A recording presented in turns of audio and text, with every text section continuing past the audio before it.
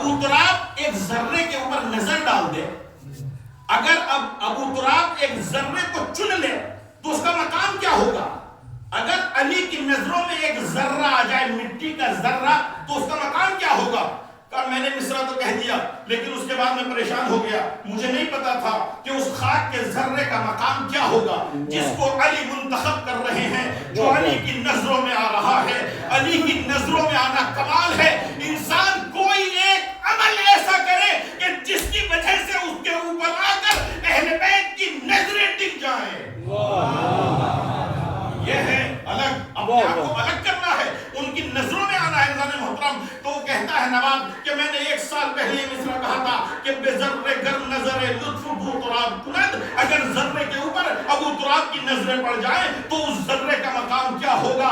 تو میں تو اس کا جواب نہ دے پایا، میں نے اعلان کیا تھا کہ جو اس کا جواب دے گا، جو اس کے اوپر دوسرا مصرع لگائے گا، میں اس کو اپنی آدھی دولت دوں گا، آدھی حکومت دوں گا۔ لیکن پوری کائنات میں کوئی یہ بتا نہ سکا کہ اس ذرے کا مقام کیا ہوگا، اس خاک کا مقام کیا ہوگا۔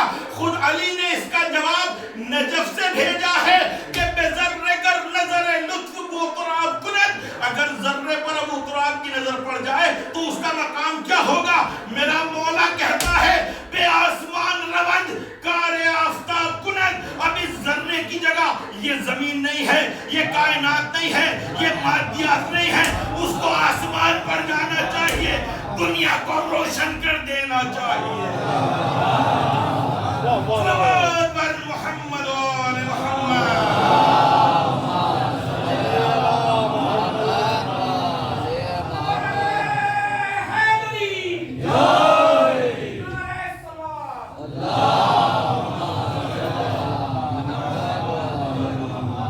جب کوئی ادھر سے آتا ہے جس کا انتخاب ہوتا ہے، اس کا مقام یہ ہوتا ہے، نہ انسانوں سے اس کا قیاس نہیں کیا جا سکتا۔ اور بزرگان محترم یہ گفتگو ایسی ہوتی ہے کہ جو زندگی میں نہیں کی جاتی، لیکن جب وہ جا چکا ہے آج اس کے فضائل بیان کیے جائیں، اس کا حق بنتا ہے۔ ایک ایسی خاتون جس نے پوری زندگی حسینی بن کر گزاری، جس نے پوری ایک حسینی نسل کی تربیت کی ہے، اللہ اکبر۔ عزیزان محترم، جو اس فرش کی، فرش عزا کی رونق تھی ہماری چچیاں، ہم نے بھی ان کے زیر سایہ تربیت پائی ہے، زندگی گزاری ہے۔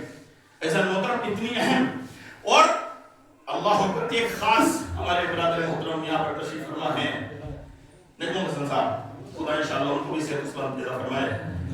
گفتگو ہو رہی تھی، وہ فرما رہے تھے کہ ہماری اس چچی کی خاصیت یہ تھی کہ زیارت عاشورہ سے انہیں شغف تھا۔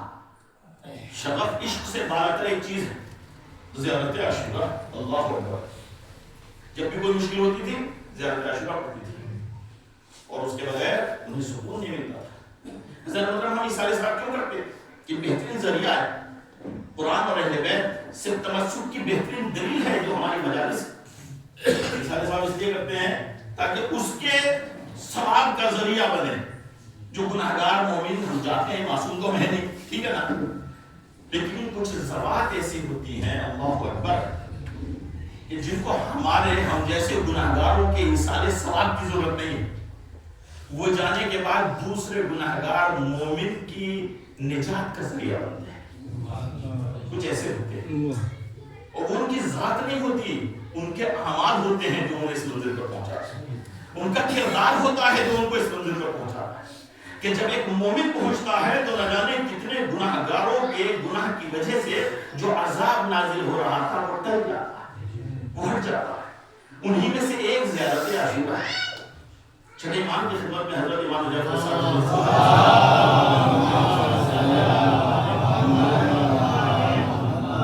چھٹے امام کی خدمت میں ایک چاہنے والا آتا ہے، آنے کے بعد کہتا ہے مولا وقت احتضار سے بہت ڈر لگتا ہے۔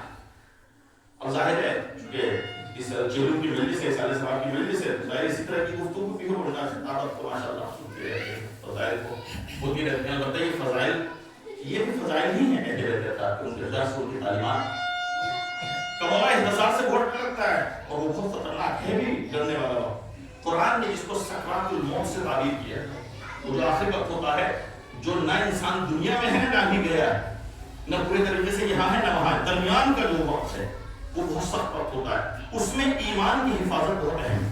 اس لیے شیطان اپنا کام کرتا ہے. شیطان کبھی نہیں چاہتا کہ کوئی بھی انسان, خاص طور پر مومن, شیطان کی ساری کوشش انہی کے لیے ہوتی ہے جن کے پاس کچھ ہے. جو جیب کاٹتا ہے نا چور, وہ کبھی خالی جیب پہ ہاتھ نہیں مارتا, اس جیب پہ ہاتھ مارتا ہے جو جیب بھری ہوئی ہوتی ہے.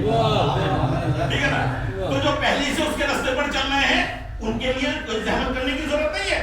لیکن جو کچھ لے کے جا رہے ہیں, شیطان کی ساری کوشش ہوتی ہے کم سے کم آخری وقت میں اس سے چھین لو جو کچھ بھی ہے. اس لیے خدا کے ساتھ جو بحث ہوئی تھی, کہا تھا کہ میں نے گمراہ کروں گا جن کے چکر میں مجھے یہاں سے نکالا جا رہا ہے نا, ان کو سب کو میں جہنم میں پہنچاؤں گا. خدا نے کہا ٹھیک ہے دیکھ لیں گے, ہمارے جو مخلص بندے ہیں وہ تیرے یہ کہنے میں نہیں آئیں گے.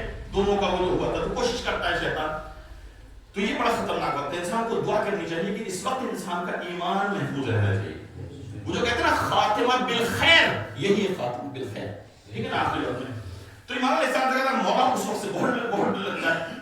امام علیہ السلام نے کہا ڈرنے کی بات بھی ہے, دنیا سے مت ڈرو, اس وقت سے ڈرو. ٹھیک ہے. تو اس کے بعد امام نے کہا لیکن ایک عمل ہم تمہیں بتاتے ہیں کہ تم اس وقت سے, اس کے خوف سے محفوظ ہو جاؤ. کہا مولا کیا؟ اچھا یہ سب کے لیے ہے ساری چیزیں. امام نے کہا زیادہ سے زیادہ زیارت عاشورہ پڑھا کرو. وہ کہتا ہے مولا زیارت عاشورہ کا اس وقت سے کیا تعلق ہے, اس وقت کے خوف سے؟ کہا کیا تم آخر میں وہ دعا نہیں پڑھتے جو سجدے میں جا کے پڑھتے ہیں, اللہم ارزقنی شفاعت الحسین یوم الورود, کہ خدایا ہمیں امام حسین علیہ السلام کی شفاعت اس وقت عطا کرنا جب ہم تیرے محضر میں آ رہے ہوں. جب ہم یہاں سے جا رہے ہیں اور اس وقت حسین کی شفاعت, اور اگر حسین آ گئے تو لا خوف علیہم ولا هم یحزنون, تمہارے لیے پھر نہ کسی طرح کا خوف ہونا چاہیے نہ کسی طرح کا حزن ہونا چاہیے, اس لیے کہ حسین تمہاری مدد کے لیے آئے ہیں. اور جب حسین تمہاری مدد کے لیے آ جائے, اللہ اکبر. تو امام علیہ السلام نے بتایا کہ اس وقت پڑھا کرو. اور میں نے کہا نا کچھ زبانیں ایسی ہوتی ہیں کہ جو دوسروں کے گناہوں میں بھی کمی کا سبب بنتی ہے. شیخ عباس قمی نے اپنی کتاب جو مفاتیح الجنان ہے اس میں ایک روایت نقل, وہ کہتے ہیں محمد علی یزدی راوی ہیں, بڑی عارف شخصیت ہے, عالم شخصیت ہے. وہ کہتے ہیں کہ میں نے ایک مرتبہ خواب میں ایک جوان کو دیکھا, میرے ساتھ ہی وہ پلا بڑھا تھا, لیکن میں جانتا تھا کہ دنیا میں اس کے کارنامے کو بہت اچھے نہیں تھے کہ جن کی تعریف کی جائے. لیکن ایک رات وہ میرے خواب میں آیا اور میں نے دیکھا جنت میں تو اس کو بڑا عالی مقام ملا. مجھے تعجب ہوا, بابا دنیا کیسی گزار کے گیا تو اپنی, کوئی اتنا بڑا کام بھی نہیں تھا, اس مقام تک کیسے پہنچا؟ وہ کہتا ہے کہ ہاں میں جس شب میں مجھے لا کے دفن کیا گیا, میرا انتقال ہوا, میں مرا ہوں, ٹھیک ہے, اس کے بعد سے میں گزشتہ شب تک عذاب میں مبتلا تھا. لیکن گزشتہ شب ایک خاتون کو لا کر دفن کیا گیا. اس خاتون کے سبب نہ صرف مجھے بلکہ جتنے بھی گناہگار مومنین اس میں تھے سب کے گناہ کو جو ہے وہ ڈال دیا گیا, سب کا گناہ ختم کر دیا گیا. کہا کون تھی وہ خاتون؟ وہ کہتے ہیں کہ وہ خاتون تھی فلاں محلے میں ایک آہنگر رہتا ہے, لوہار, حداد, عربی میں حداد کہتے ہیں, آہنگر فارسی لوہار رہتا ہے, سید اشرف حداد, اس کی خاتون تھی, اس کو لا کے دفن کیا گیا. کہا اچھا اس خاتون کی وجہ سے تمہارے گناہ کو ختم کر دیا گیا؟ تو انہوں نے کہا چلو چل کے دیکھتے ہیں. اگلے دن پہنچے اسی محلے میں, جانے کے بعد دیکھا کالا پردہ لگا ہوا ہے, لوگ اس سے بھی آ رہے ہیں, جب انتقال ہوتا ہے کسی کا تو جو چیزیں ہوتی. انہوں نے پوچھا اشرف حداد کون ہے؟ بتایا یہ ہے. کہا کہ آپ کی اہلیہ کا انتقال ہوا ہے؟ اس نے بڑے تعجب سے پوچھا. اس نے کہا یہ پرسے کے لیے آیا. کہا یہ کیا سوال کر رہے ہو, تم دیکھ نہیں رہے ہو سب پردے لگے ہوئے لوگ آ رہے ہیں. کہا تم پوچھنا کیا چاہتے ہو؟ کہا یہ بتاؤ کہ تمہاری اہلیہ کتنی مرتبہ کربلا گئی تھی؟ تمہاری اہلیہ کیا روزانہ, کیا وہ کوئی ذاکرہ تھی؟ امام حسین علیہ السلام کی مجلس پڑھتی تھی, ان کے مسائل پڑھتی تھی, یا کتنی مجلس روزانہ مجلس منعقد کرتی تھی؟ وہ کہتا ہے کیوں یہ سوال کر رہے ہو, تم کیوں یہ چیزیں پوچھ رہے ہو؟ وہ کہتا ہے اس لیے کہ میں نے رات میں ایک اپنے دوست کو خواب میں دیکھا جو وہاں پر دفن ہے, اور ایسے ایسے واقعہ رونما ہوا. وہ کہتا ہے میری بیوی ایک مرتبہ بھی کربلا نہیں گئی, ایک مرتبہ کربلا نہیں گئی, اور نہ میری بیوی کوئی ذاکرہ تھی, کوئی یعنی اس طرح خطیب کا اپنا مقام ہوتا ہے جو خلوص دل کے ساتھ امام کا ذکر کرتا کہ وہ کوئی ذاکرہ بھی نہیں تھی, اور مجالس بھی کبھی کبھی ہو جاتی تھی, امام طریقے سے ہوتی ہے. پھر اس کے اندر کیا خصوصیات تھی؟ وہ کہتے ہیں کہ میری بیوی کے اندر خاص بات یہ تھی کہ وہ روزانہ زیارت عاشورہ کرتی تھی. اللہ اکبر. اب اس کے دوست نے بتایا تھا کہ جس وقت اس خاتون کو یہاں پر لایا گیا تو جس وقت اس خاتون کا جنازہ آیا ہے نا، ان کا دوست بتا رہا ہے خواب میں کہ جس وقت جنازہ آیا تو جنازے کے ساتھ ساتھ غریب کربلا حسین خود آئے ہیں۔ اللہ اکبر۔ اور آنے کے بعد جس وقت اس کو لحد میں اتارا گیا، امام حسین علیہ السلام اس کے ساتھ ہیں، اور جب اس کی لحد کو بند کرنے کے بعد سب چلے گئے، حسین اس کی قبر پر بیٹھے ہوئے، اور جب حسین بیٹھے ہوئے تب حسین کے حکم سے سب کے عذاب ختم کر دیا۔ مطلب یہ ہے زیارت عاشورہ کی۔ آیت اللہ بہجت، ان کے استاد آیت اللہ قاضی، آیت اللہ بہجت نے اپنے استاد کو خواب میں دیکھا، ایک سوال کیا کہ استاد کیا کوئی حسرت رہ گئی آپ کی کہ کاش میں نے دنیا میں یہ کام کر لیا ہوتا نا، وہاں جانے کے بعد پتہ چلتا ہے کہ چلو زندگی اچھی گزاری، کاش یہ تھوڑا اور کر لیتے۔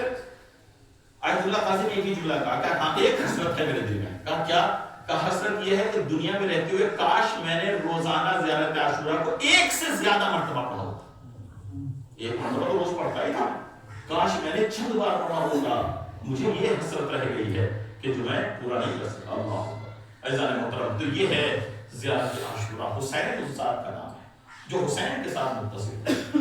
کل الخیر علی باب الحسین، ہر خیر حسین کے دروازے پر ملے گا۔ ہر خیر۔ ایک خطیب جو ہے کہیں جنت کے جو باب ہیں ان کی تشریح کر رہے تھے، جنت کا ایک باب یہ ہے، ایک باب یہ ہے، ایک باب یہ ہے۔ ایک غریب بیچارہ کھڑا ہوا، اس نے کہا مولانا اب تک جتنے بھی آپ نے باب بیان کیے ہیں، دروازے، باب یعنی دروازے، جنت کے دروازے، یہ جو آپ نے باب بیان کیے ہیں، ہمیں نہیں لگتا کہ ہمارے اوپر ان میں سے کوئی سا دروازہ بھی کھلے گا۔ جو ہوتا ہے نا جنت کا مثلا ایک دروازہ جو توکل ہے، ایک دروازہ جو صبر ہے، ایک دوسرا۔ تو ایک نے مایوس ہو کے کہا مولانا ہمیں نہیں لگتا کہ ان میں سے کوئی بھی دروازہ ہمارے اوپر کھلے گا، کوئی ایسا بتائیں کہ ہم مطمئن ہو جائیں، ہم امیدوار ہو جائیں۔ اللہ اکبر۔ انہوں نے پھر ایک حدیث پڑھی، انہوں نے کہا کہ پیغمبر نے فرمایا الا ان حسین باب من ابواب الجنہ، حسین جو ہے وہ جنت کے دروازوں میں سے ایک دروازہ ہے، اور حسین ایسا دروازہ ہے کہ جو حسین سے دشمنی نہیں رکھتا وہ بھی حسین کے لطف اور مہربانی کا اس کو شامل ہوگی۔ صلوات محمد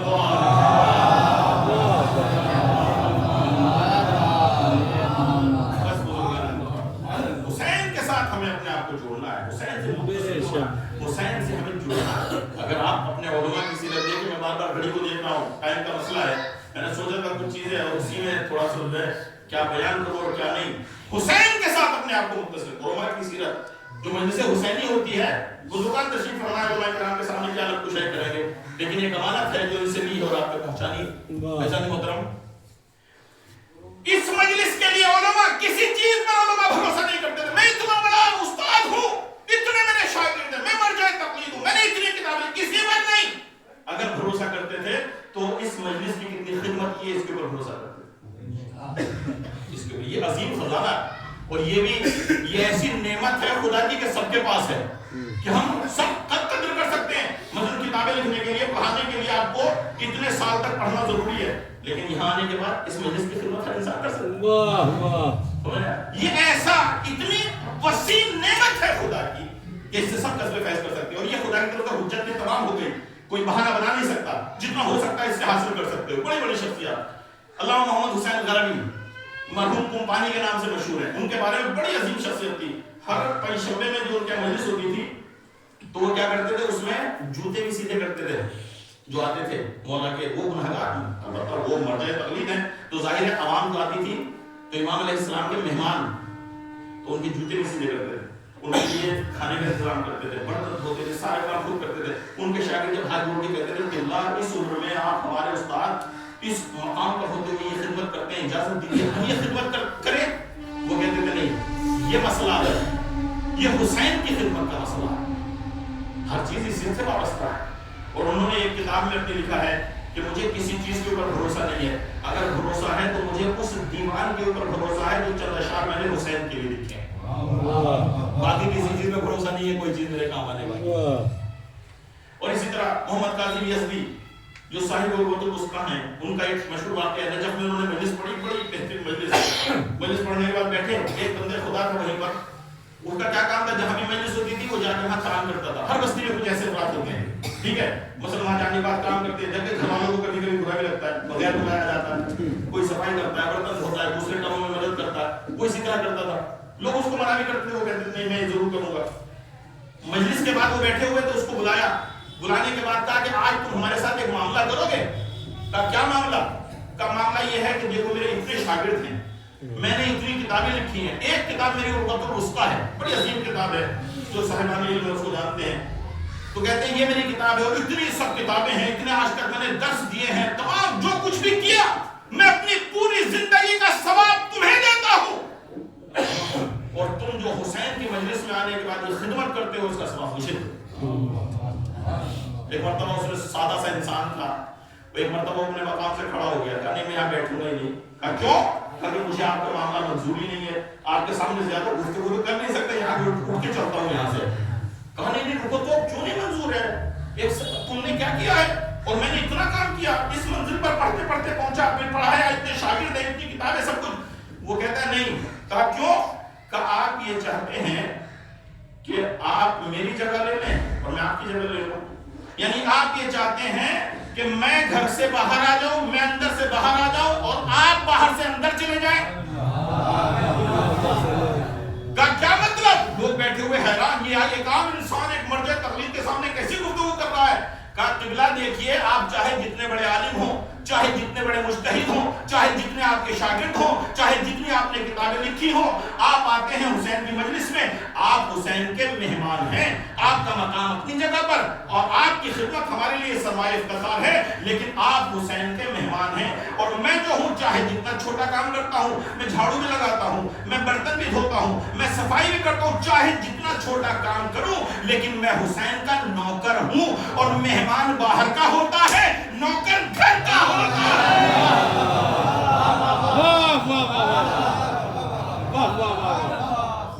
نوکر چاہے جیسا ہو لیکن وہ گھر کا ہوتا ہے۔ اگر آپ نوکر کے لیے کوئی لیٹر لکھنے لگے تو ایڈریس کہاں کا دیں گے؟ مالک کے گھر کا ایڈریس دیں گے۔ کہ آپ یہ چاہتے ہیں کہ آپ باہر سے اندر آ جائیں اور میں اندر سے باہر چلا جاؤں، ہمیں یہ منظور نہیں ہے۔ عزیزان محترم یہ ہے، اور ایک اور مثال دے دوں میں، بڑی عظیم شخصیت تھی آیت اللہ میلانی، مشہد کی عظیم شخصیت، اور بڑا انہیں امام زمانہ عجل اللہ تعالیٰ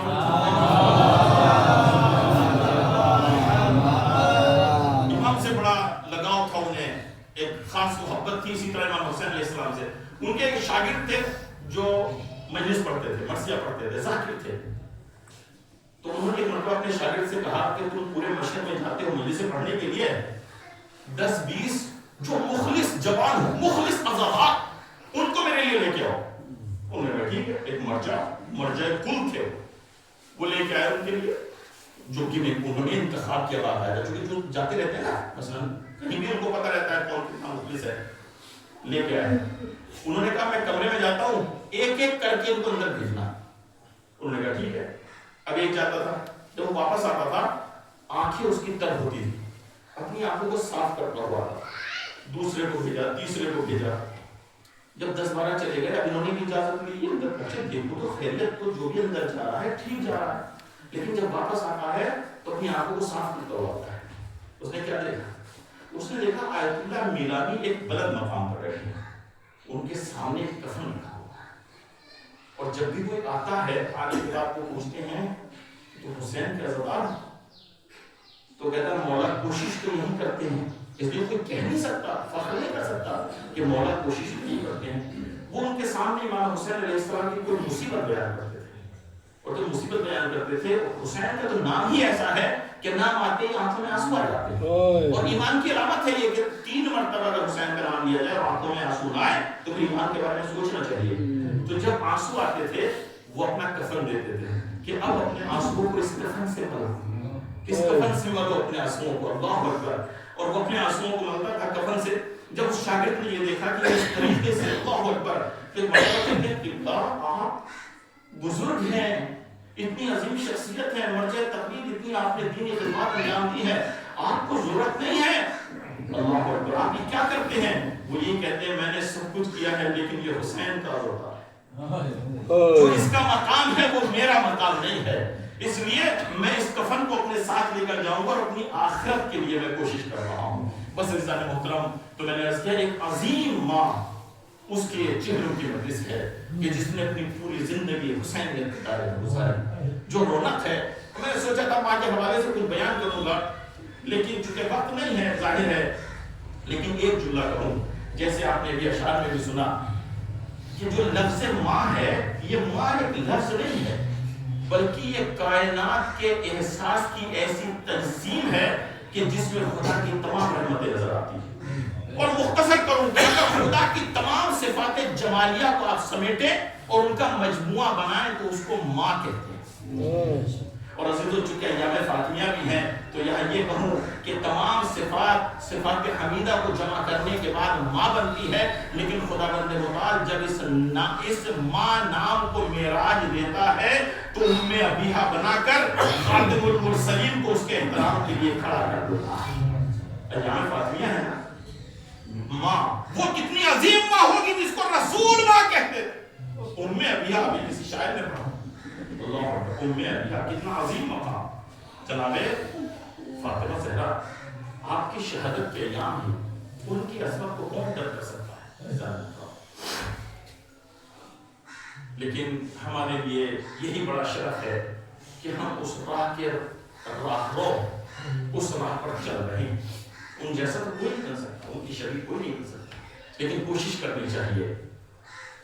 بس عزیزان محترم، خداوند متعال سے دعا ہے کہ خدا اس مرحومہ اور انشاءاللہ تمام مرحومین جو ہمارے گئے ہیں انشاءاللہ خداوند متعال کی مغفرت فرمائے. جناب سیدہ طاہرہ ایک ایسی خاتون ہے،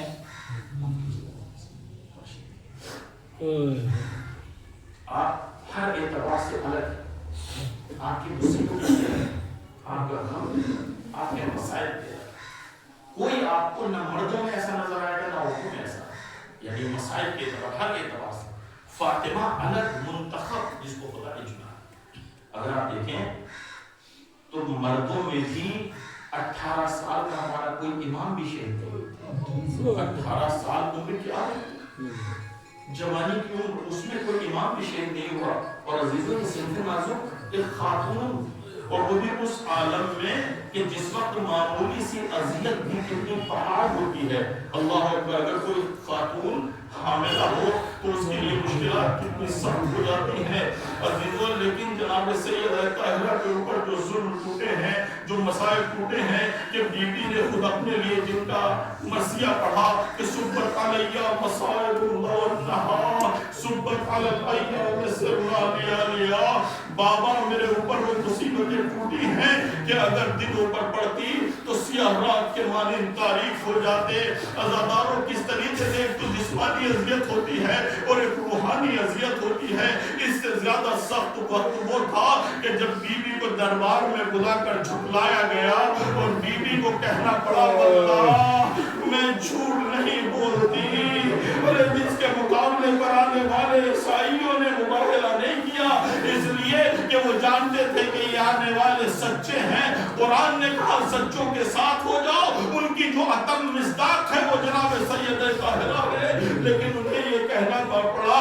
اور عزیزوں جو بچے ہوتے ہیں، خداوند متعال بچوں کو جو ایک خاص قوت دیتا ہے، اور بچوں کے اندر بہت سی چیزیں ایسی پائی جاتی ہیں جو بزرگوں میں نہیں پائی جاتی. عزیزوں ایک تو جو گھرانہ ہے وہ عظیم نعمت ہے، اور وہ امانت ہے حسین کی، وہ امانت ہے جناب سیدہ کی عزیزوں. لیکن آپ دیکھیں کہ کبھی بچے اتنے نرم دل ہوتے ہیں، اگر آپس میں ماں باپ میں کسی طرح کی گفتگو ہوتی ہے، کوئی مشاجرہ ہوتا ہے، کوئی بحث ہوتی ہے، سب سے بڑا اثر اس کا بچوں پر پڑتا ہے اور بچے سہم جاتے ہیں. نہ جانے زینب و ام کلثوم کے اوپر کیا گزری ہوگی اس وقت کہ جب جناب سیدہ کے ساتھ خالی گفتگو نہیں ہوئی بلکہ جناب سیدہ کے اوپر وہ ظلم ہوا ہے.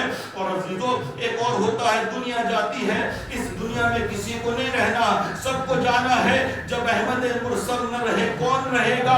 لیکن عزیزوں ہوتا کیا ہے کہ جب کوئی مرتا ہے، کوئی اس دنیا سے جاتا ہے، تو گھر میں یہ کیا جاتا ہے کہ جن چیزوں سے اس کی یادیں وابستہ ہیں ان کو تھوڑا ہٹا دیا جاتا ہے، اس لیے کہ اگر اس کو دیکھیں گے تو اس کی یاد آ جائے گی۔ مثلا مادر گرامی جس مقام پر نماز پڑھتی تھی، اگر بچہ اس مقام کو دیکھے گا اس کو اپنی ماں کی یاد آ جائے گی، میری ماں یہاں پر نماز ادا کیا کرتی تھی۔ تو گھر میں یہ کرتے ہیں کہ کچھ دنوں کے لیے اس مصلے کو سمیٹ کر رکھ دیتے ہیں، جو ماں کا بستر ہوتا ہے اس کو ہٹا دیا جاتا ہے، ماں کی تصویر ہوتی ہے اس کو ہٹا دیا جاتا ہے، یعنی وہ چیزیں جن سے یادیں آتی ہیں ان کو ہٹا دیا جاتا ہے۔ لیکن عزادارو جو دروازہ ہوتا ہے اس کو ہٹایا تو نہیں جا سکتا، اس کو کہاں لگایا جائے گا؟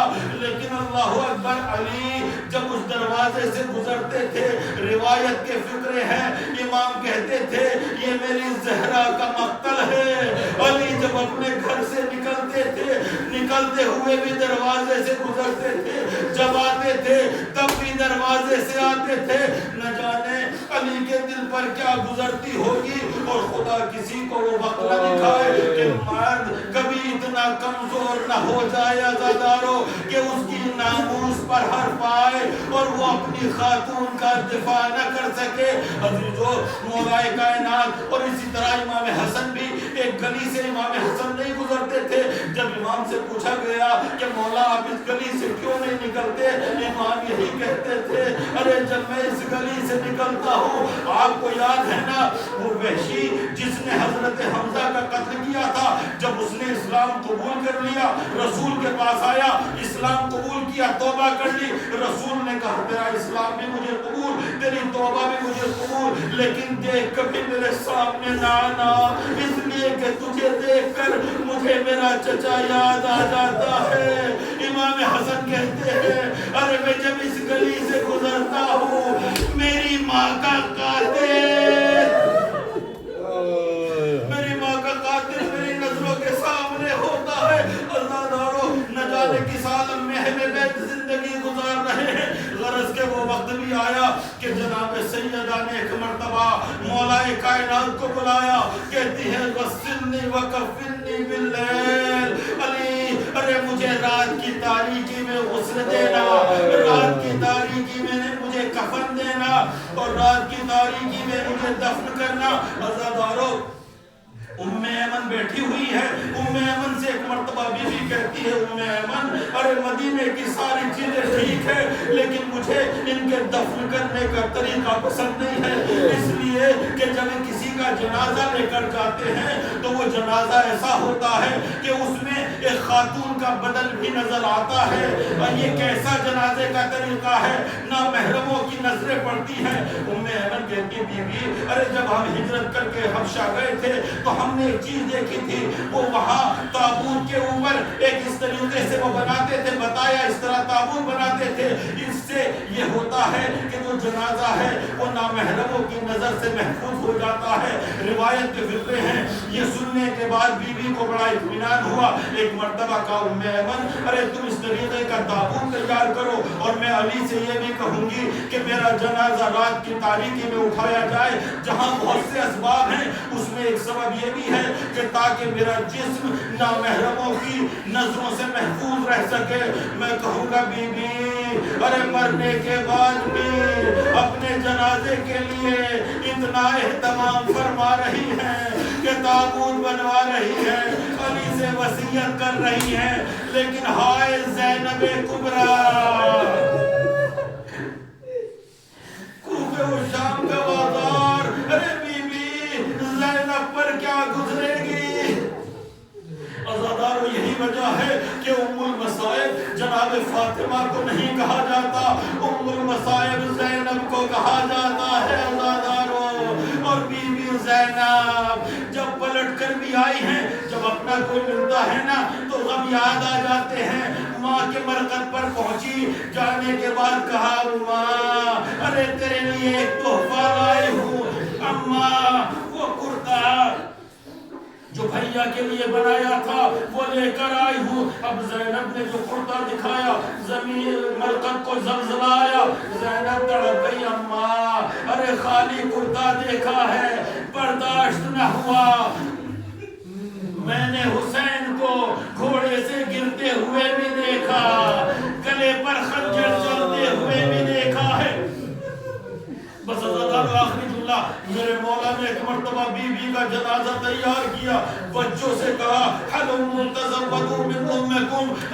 میرے بچوں آؤ، آنے کے بعد اپنی ماں کا آخری دیدار کر لو. اب بیوی کا جنازہ، بچے آئے، ایک مرتبہ حسین کچھ فاصلے سے کھڑے ہو گئے، کہا بابا ارے آپ تو جانتے ہیں جب تک اماں نہیں بلاتی تھی حسین نہیں آتا تھا، ارے آج بھی جب تک ماں نہیں بلائے گی بس روایت کے فقرے ہیں.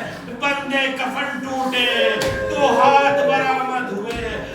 میرے غریب کربلا، حسین کو سینے سے لگایا، میرے لال کربلا میں بھی تنہا نہیں رہے گا.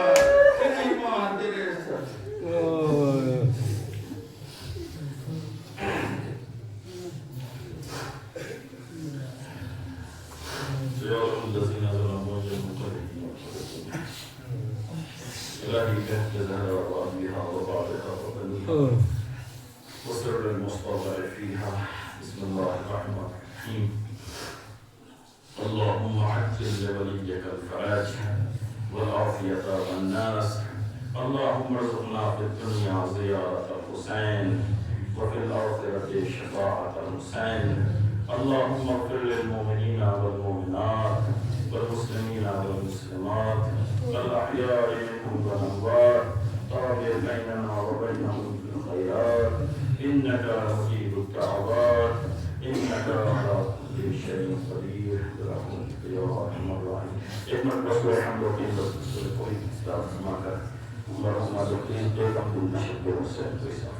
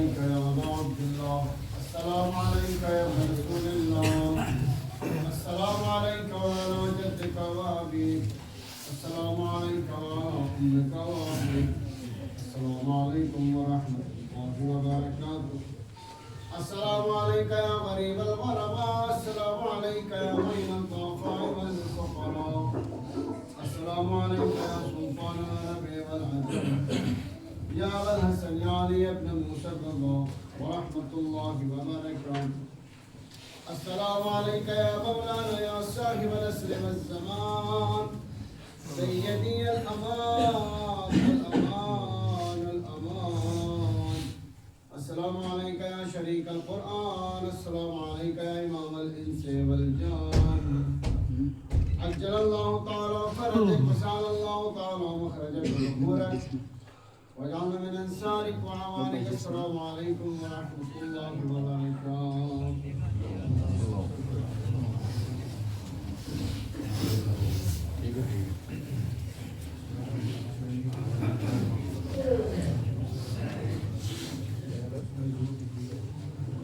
نظر چہار معصومین علیہ السلام. بسم اللہ الرحمن الرحیم.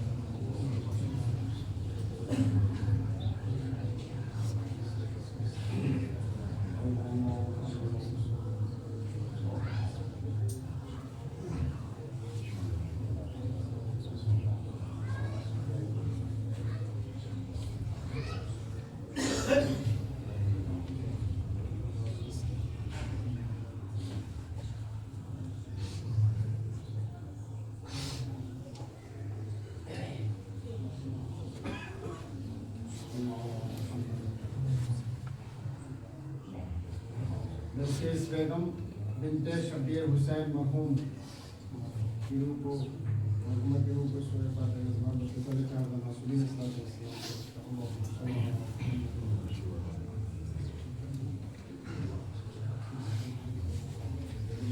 یہ تقسیم